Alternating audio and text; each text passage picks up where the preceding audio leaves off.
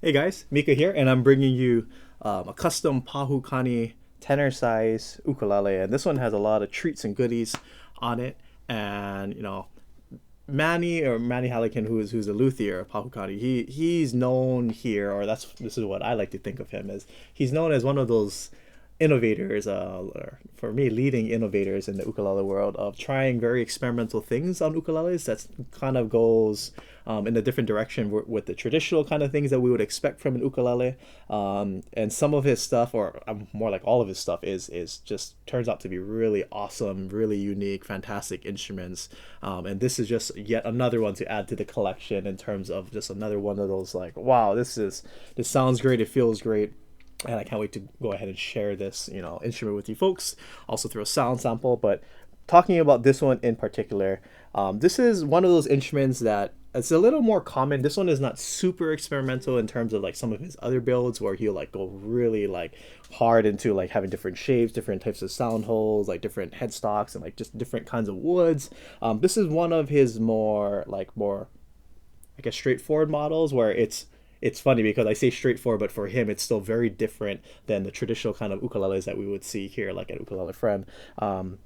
But this is one of his more common models. So I want to go ahead and share this with you folks. So this one has really nice Hawaiian curly coil on the front, and you can see how the grains is really nice. It kind of has like a wavy form to it like this, and then the curl going inwards like this and kind of fanning towards the centerpiece of the wood. Really nice stuff. But on the sides and the back, we have beautiful Brazilian rosewood, one of the king of tone woods in the guitar and the ukulele world. But what's really cool about this, and I noticed this right away when I was kind of tuning it up and getting ready for this, is I noticed like, oh wow, there's actual like curl in Brazilian rosewood. Maybe I haven't played enough instruments to see these kind of things, but for me, I played a lot of ukuleles and a lot of ukuleles with Brazilian rosewood, and it's not too often that I'll come across a set that it's visible to see the curls, the tight curls that's in the Brazilian rosewoods itself. So this one is quite the treat for me to see because, like I said, I don't see that too often because it's one of those more rarer things that you'll come across. The really high end Brazilian rosewood. So this is to me pretty special set and beautiful. It just has all the typical characteristics of Brazilian rosewood. This one leans more on like the brown side because Brazilian can go into purple, into really dark, to really can get into a lot lighter brown color too. But I like kind of like the chocolateness of this piece of wood. It has some of the different designs of the spaltings like over here, the black spots over here. It's book matched perfectly, but again, just I'm not sure if the camera can like pick it up, but like for me, it obviously shines in the light, and I can just see those nice tight grain going like that. It's really beautiful to see, and beautiful pieces on the side as well. And it's accented very nicely and aesthetically with some more of that Hawaiian koa binding on the front and as well as the back, as you can see right here.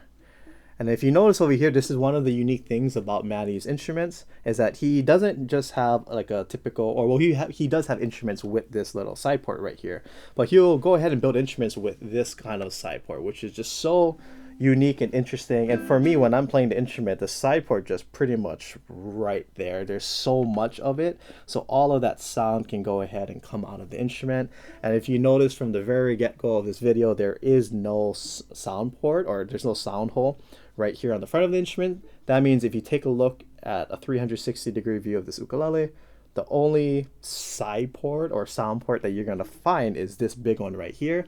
And conveniently enough, it's set right here so that you can hear it on full blast and you can get a very accurate representation of what this instrument were to sound like if you were on the receiving end and someone's playing it for you like this. So amazing stuff. I love how, it's just the little details, right? If you look at it here in the camera, you can see how it goes inside the instrument. It's like the wood itself actually curls inside the instrument. I can look at this top part right here and I can just go inside of the instrument. Like this is actual wood that's a part of the side right here. And all of this inside right here, it actually just curls into the instrument. So it's not like it's just a hole and then you touch it and it's sharp and it's like it has all like the rough wood. It's actually all sanded and it's all a part of the instrument. So Again, just beautiful attention to detail. Right here on this side of the instrument is actually the koa as well. So you can actually see that curly koa on the inside, and it's actually a piece of the instrument right here. While the Brazilian rosewood cuts off right here. So the Brazilian doesn't go on the inside. The Hawaiian koa is what surrounds the inside of the side port. So just again, attention to detail, really cool stuff. I take a look at his instruments, I'm just like, wow, this is like just so cool. Or for me, maybe I'm just a nerd when it comes to ukuleles, but I just find these little things cool, so I just want to go ahead and point it out for you folks. So again, just really different kind of things that you don't see on this or just on ukuleles in general. But for Manny, this is just some of the innovative things that he just does for his instruments. So it just makes it really one of a kind, unique, and it sounds wonderful to his instruments.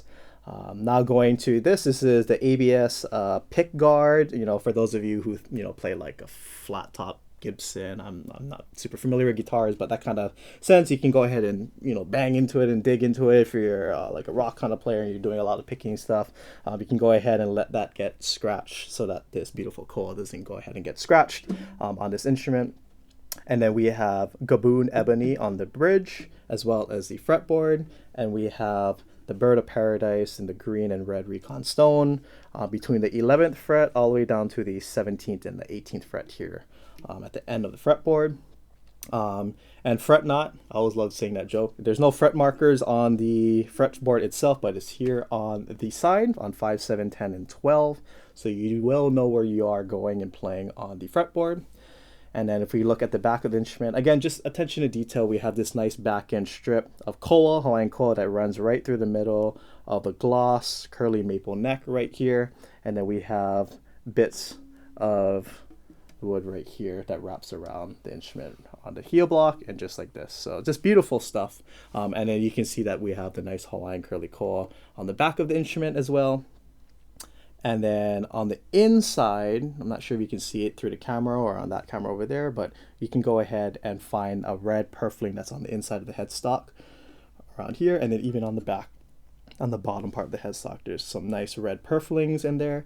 And there's even a very slight or faint red purfling around the body itself. It's really small, but if you are like in the room or if you hold it, it's right here. And then we have a slight wood purfling to offset that nice Hawaiian curly koa here on the sides. And then a very slight red purfling, like literally like not even a millimeter thick, and just wraps all the way around the instrument itself. Nice stealth gold tool, kind of like metallic kind of color. Stealth tuners from Gold Tool, some of the best tuners you can have, best amount of tuners you can have on your instrument. And then you have the Pahu Kani, one variation of the Pahu Kani logo here on the top in mother of pearl, Hawaiian curly koa on the top. And you got a very beautiful and unique instrument all around. One thing that I want to point out for those of you who are kind of more wondering, like, Mika, what's the neck shape? What's the neck feel like? This has more of like a square neck. So it pretty much on the side, it'll like kind of come down and then it'll kind of wrap around right here and then kind of go straight across and then it'll come right back up. So it kind of reminds me of a D neck. So like it goes like that, flat kind of in the middle. So when I'm holding, my thumb over here, it's not kind of rounded, it's not pointed or anything. It's just nice and flat, and then bam, just like that. So neck itself, I would say, is slightly on the thicker side, not kind of like in line with what a traditional kind of neck, or from what I'm used to playing, feels like. So for those of you who have bigger hands, or for me, I have like slightly big hands, I guess, then this is the kind of instruments that you want to go for, where you want a little more meat, a little more neck to hold. This is one of those necks that feel really good. As you can see, I can go ahead and play all around the instrument itself. So getting into the sound now of the instrument. Nice, beautiful sound of this instrument. And what's gonna happen with this is, because there's no sound hole on the front of the instrument, you can't have the sound coming directly out in front of you. So the sound, or the sphere of sound that you're going to hear, because like let's say we're inside this bubble or sphere of sound, you're not going to hear it project so much outwards, but you're going to hear a lot of the sound here because there's nothing letting it out. But what's more important is that you get to hear the sound come out of the side, or the side port right here, so it gets to hit all of your face. But for this instrument, what it allows is that it has a nice warm, just kind of a like all of the sound is just like kind of hitting the top of this and it's coming out here, so everything just sounds so, everything just kind of meshes so well.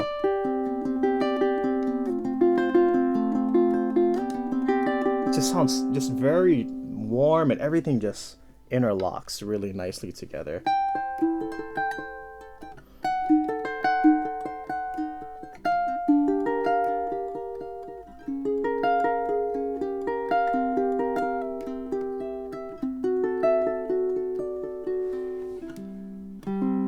Now, the only kind of downside with that, and depends how you take it, is because there's no side or there's no sound hole in the front of it. There's not going to be as much projection, so the instrument's going to sound softer overall. If you were to go ahead and install a plug, I didn't even notice this. I'm going to bring this up before I forget. Look at this heel block, right? Or sorry, look at this the tail end of the instrument.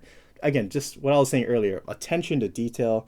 You're having this coil strip right here, but then you just had that slanted Pahu abalone shell with the red purfling. Just beautiful stuff. So maybe you probably don't want to drill a hole in this ukulele but a pickup, because then you're gonna have to get rid of this. But let's say hypothetically there was like you go ahead and install a pickup in this thing, and then the acoustic sound doesn't matter too much because you can just crank up the amp and crank up whatever you want to do and make it louder.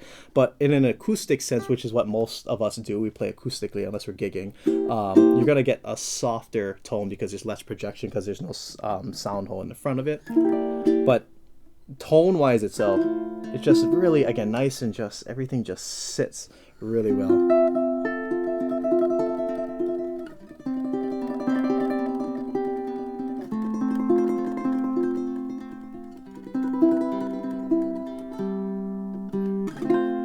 Listen how warm, just so nice. And if I really want to dig into it, I get really sharp. Well, I have nails, but if I play more by the bridge like this versus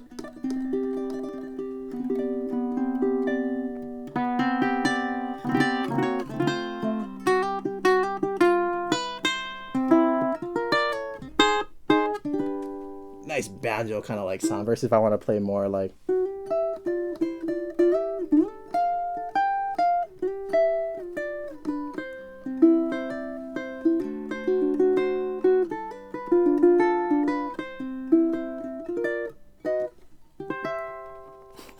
very versatile instrument. So let's go ahead and jump into a sound sample of this instrument.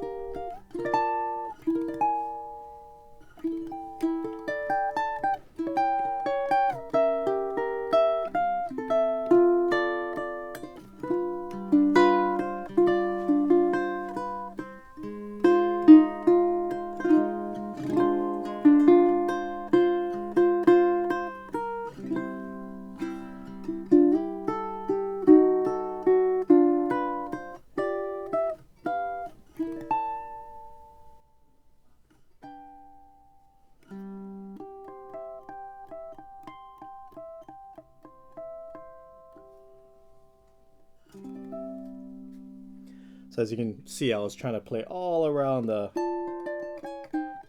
fretboard just so you can see how clean it is, and you know, and how sweet it's still. You can hear all of the different tones of this instrument.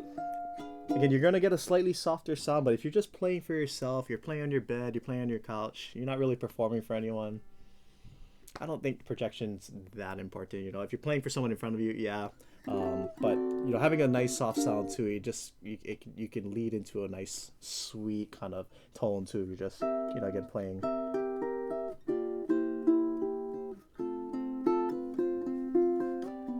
If you're just playing for yourself, just like that. So yeah, love the sound of this. Okay, so let's go ahead and try to do a little strumming.